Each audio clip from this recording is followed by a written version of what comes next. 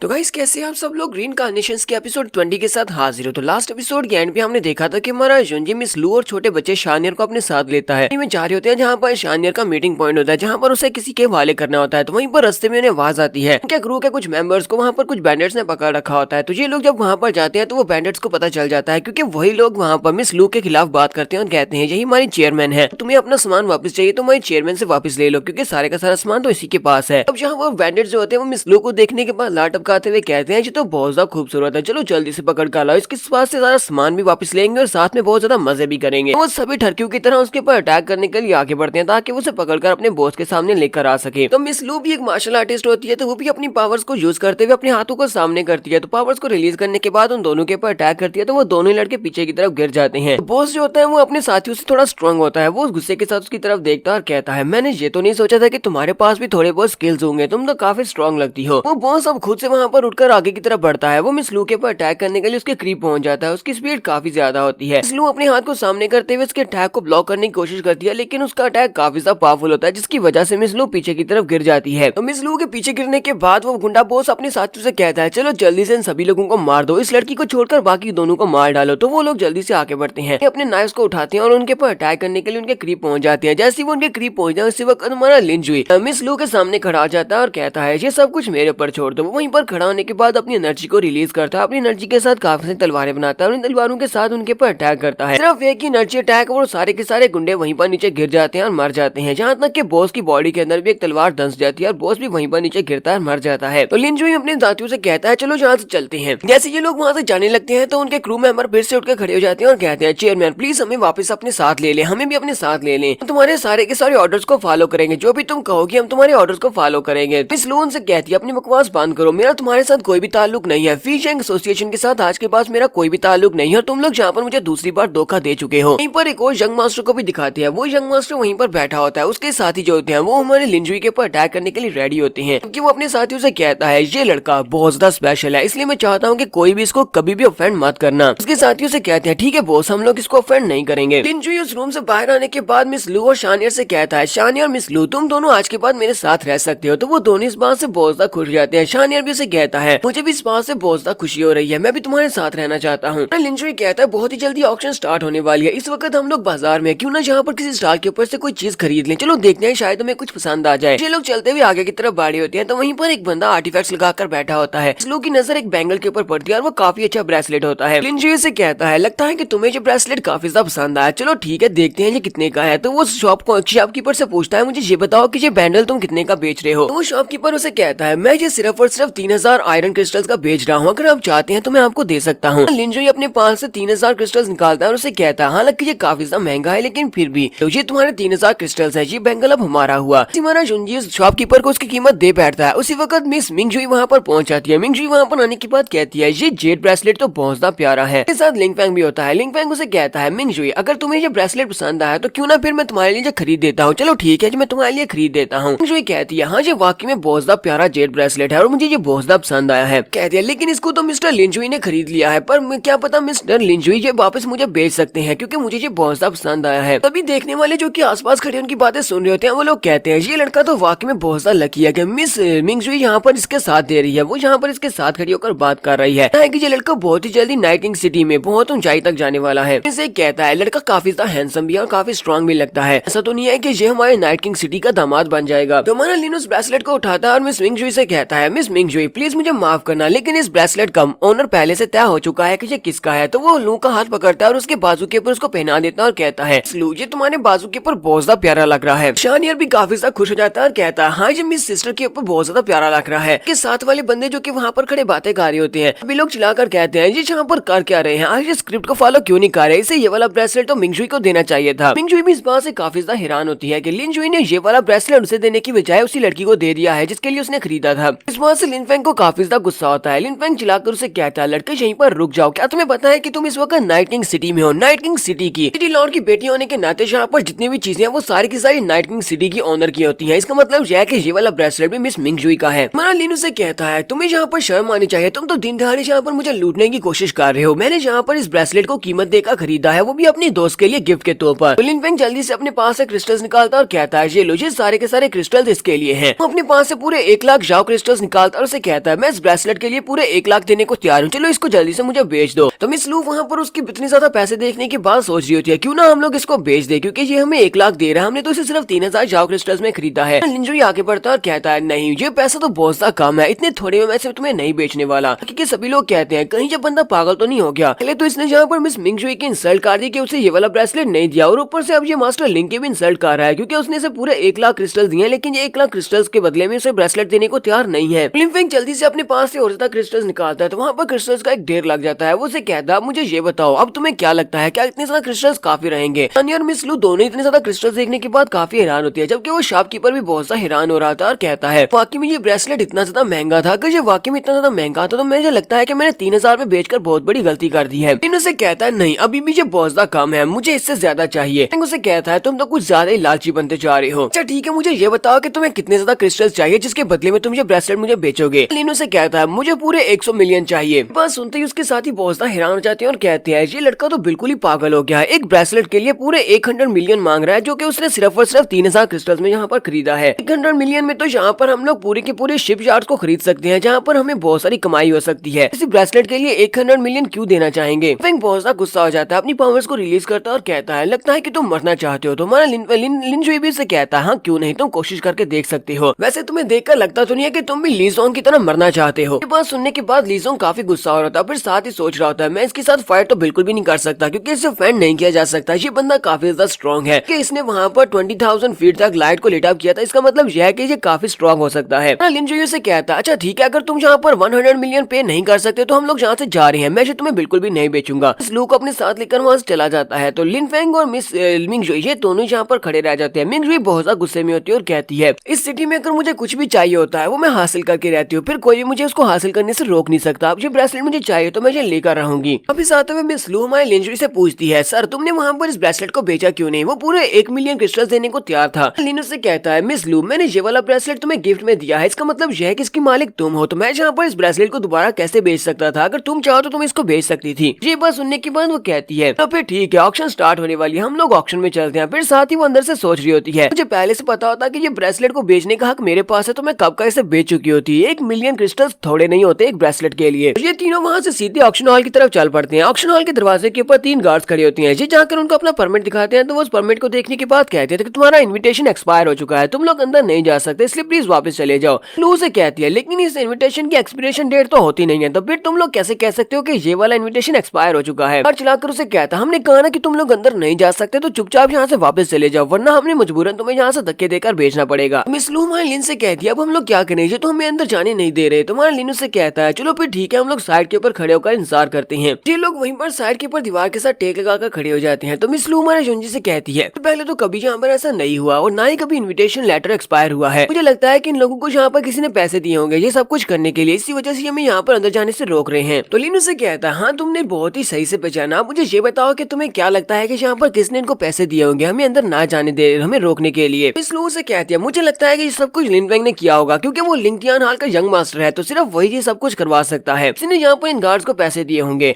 पहले से वो तुम्हारे खिलाफ है क्योंकि वो मिंगजुई को पसंद करता है और उसे लगता है कि मिंगजुई तुम्हारे अंदर इंटरेस्टेड है, इसी वजह से काफी बार इंसल्ट भी हो चुकी है, मुझे लगता है कि इसी वजह से वो तुमसे बदला लेने के लिए तुम्हें ऑक्शन हॉल में जाने नहीं दे रहा। उसे कहता है तुम्हारा एनालिसिस काफी ज्यादा अच्छा है, हाँ ये बात वाकई में सच है। शानी और उसे कहता है तो बिग ब्रदर क्या हम लोग यहीं पर खड़े रहेंगे, आखिर हम लोग कब ऑक्शन के अंदर जाएंगे, हम लोग तो यहाँ पर ऑक्शन में जाने के लिए आए थे ना। इनसे कहता है तुम्हें ज्यादा परेशान होने की जरूरत नहीं है, बहुत ही जल्दी यहाँ पर कोई आने वाला है जो हमें अपने साथ अंदर लेकर जाएगा। देर के बाद वो यंग मास्टर वहाँ पर पहुंच जाता है अपने दोनों गार्ड के साथ। जब वो वहाँ पर पहुंचता है क्लोज की तरफ देखने के बाद कहती है क्या तुम इसका इंतजार कर रहे थे, ये तो बाइलो शैंकिंग पैलेस से है। लिन से कहता है तो क्या इसमें कोई मसला है? तो वो से कहती है नहीं मसला तो कोई भी नहीं है, लेकिन मुझे पता है कि बाइलो शैंकिंग पैलेस वाले तो बहुत ज्यादा पावरफुल है, वो एक टॉप टियर का सेक्टर है, ताकि वो लिंगटियान हाल और थंडर क्लाउड सेक्टर दोनों से ज्यादा पावरफुल सेक्टर है। मैंने इतना भी सुना है कि जो 3 पावरफुल एम्परर्स थे उन 3 पावरफुल एम्परर्स में से एक पावरफुल एम्परर बाइलो शैंकिंग पैलेस से आया था। लिन से कहता है तुम्हारे पास तो काफी सारी नॉलेज है, तुम्हें तीनों एम्परर्स के बारे में पता है। हाँ ये बात वाकई में सच है कि मो लोंग हांग वो वाकई में इनके पैलेस से आया था। इसलिए अब लिन की बात सुनने के बाद सोच रही होती है इसको तो यहाँ पर तीनों एम्परर्स के नाम के बारे में पता है, आखिर इस लड़के का ओरिजिन क्या है और ये कहाँ से यहाँ पर आया है। वो यंग मास्टर वहाँ पर पहुँचता है तो वो साइड के ऊपर देखता है कि लिन वहाँ पर अपने दोस्तों के साथ दीवार के साथ खड़ा है। यंग मास्टर हमारे लिन की तरफ देखता और कहता है यंग मास्टर तुम अपने साथियों के साथ वहाँ पर क्यों खड़े हो, तुम्हें एंट्रेंस के बाहर खड़े होने की क्या जरूरत पड़ गई? देखकर तो ऐसे लगता है कि जैसे कि तुम्हें अंदर नहीं जाने दिया गया, इसी वजह से तुम दीवार के साथ खड़े होकर यहाँ पर इंतजार कर रहे हो। यहाँ पर हम लोग अपनी एपिसोड 20 का एंड करेंगे और नेक्स्ट एपिसोड में देखेंगे क्या हमारे लिंजुई को अंदर जाने को मिलेगा या नहीं। तो एपिसोड की एक्सप्लेनेशन अच्छी लगी हो तो कमेंट करके जरूर बताइएगा। चैनल को सब्सक्राइब कर दे, वीडियो को लाइक और शेयर कर दे। शुक्रिया।